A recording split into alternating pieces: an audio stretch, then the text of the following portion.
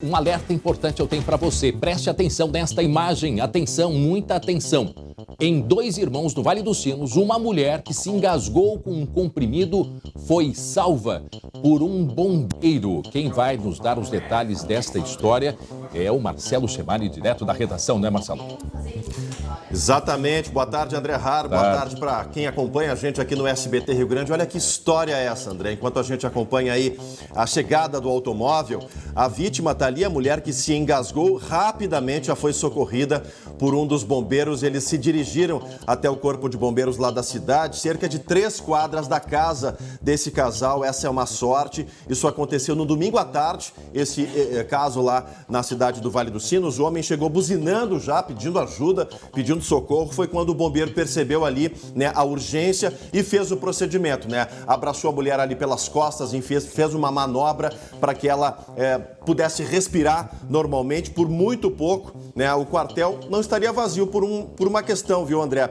Os bombeiros haviam recebido um comunicado de uma casa que estaria pegando fogo, de um incêndio. Eles estavam saindo para atender, né, esse caso de incêndio quando o casal chegou. Aí eles fizeram os procedimentos, a mulher foi salva ali, voltou a respirar, né, estava engasgada com alimentos e aí voltou a respirar. Só que o detalhe, André, é que a ligação que avisava de um incêndio era um trote.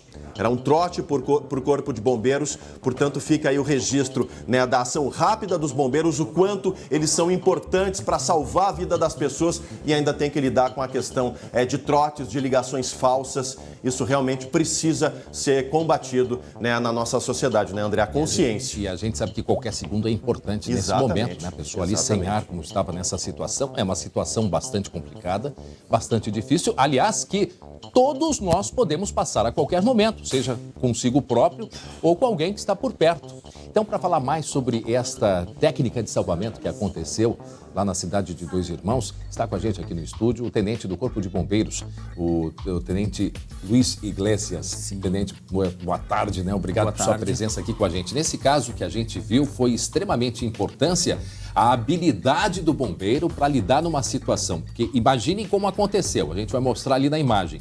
A mulher estava em casa, moravam ali por perto, 3, 4 quadras. O marido não sabia o que estava acontecendo, viu que ela não respirava. Botou dentro do carro e foi correndo até o Corpo de Bombeiros. Sim. E ali ainda tinha uma pessoa que poderia estar naquele falso chamado, né? E ali ele colocou em prática aquela técnica tão importante, né?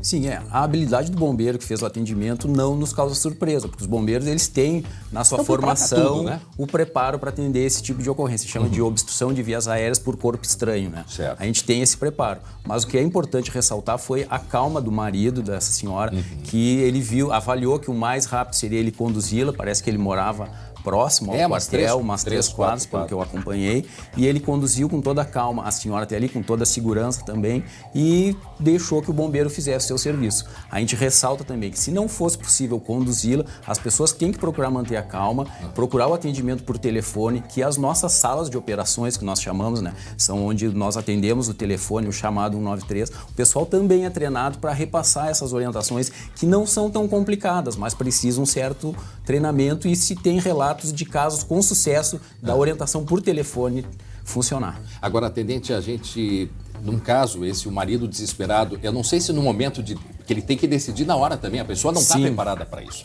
Então colocou a mulher no carro e levou até o Corpo de Bombeiros. É o melhor procedimento? Vai depender muito da distância. Ali como eram 3 quadras, se sabe que numa cidade pequena, com pouco movimento, 3 quadras é fácil de se conduzir. Talvez seja mais fácil até de se procurar um telefone e se ligar ali para um telefone. Mas numa grande cidade fica mais complicado. Se tiver que atravessar uma avenida muito movimentada... Uma dica importante é que as pessoas tenham os telefones à disposição. Claro, né? E já salvos ali os telefones de emergência e saber ligar e saber falar com calma, não se atravessar, não ficar muito nervosa, que isso atrapalha o serviço de quem está atendendo. Agora, tenente, essa manobra tem um nome específico, né? Isso, é a manobra de Heimlich. Heimlich. É, um nome meio estranho, mas a manobra funciona bem. A gente deve fazer em casa se houver um treinamento, ela é uma manobra bem simples. A gente pode ensinar o nosso telespectador, quem está nos acompanhando. Se não tiver problema, eu posso pedir ajuda do meu colega. Deixa eu chamar aqui, que é o soldado Guilherme.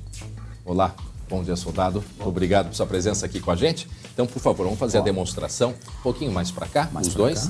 Tá certo. Então aqui é a vítima, se engasgou, no caso... Isso, a tendência da pessoa quando se engasga, né, é a falta de ar que ela vai ter e normalmente, a maioria das vezes, ela vai procurar levar as mãos à garganta. Porque ela não tem ar, é algo que está trancado. Isso, eu vou pedir para ele virar aqui para ficar melhor para as câmeras. Ó. A pessoa que vai fazer a manobra, ela tem que se posicionar adequadamente para evitar que os dois caiam. Se é uma pessoa um pouquinho grande, se eu não chegar muito bem, eu posso vir a cair. Aí o que eu vou fazer? Vou me posicionar lateralmente a essa pessoa, aí eu vou colocar a minha mão com o punho fechado entre o umbigo da pessoa e o início das costelas, ali uma posição mediana, um pouquinho acima do umbigo. Ah, nessa posição aqui da mão? Nessa posição, punho fechado, a posição fechada. Eu sobreponho a minha outra mão e faço um movimento para dentro e para cima.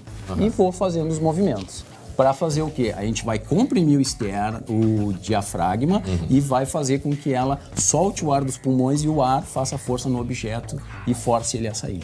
E se ele fizer 2, 3 vezes, na quinta vez não conseguiu? O que acontece? Se ela tiver uma obstrução parcial, que é o que me parece que houve essa pessoa, porque ela chegou caminhando ali, ela ainda estava conseguindo respirar com dificuldades, mas estava respirando. Se a obstrução for total, ela vai entrar... vai ter uma falta de oxigenação e ela vai entrar numa parada respiratória e provavelmente ela venha a cair. Aí a gente vai ter que adotar umas manobras mais contundentes para o caso, né? Se ela tiver com dificuldade de respirar, a gente vai ter que fazer uma respiração forçada. Neste caso, por muito pouco, ela não foi atendida por um bombeiro, porque teve um chamado, detalhe, um chamado falso. E quando tem um chamado, sempre fica um soldado no batalhão, enquanto que os outros vão para o atendimento.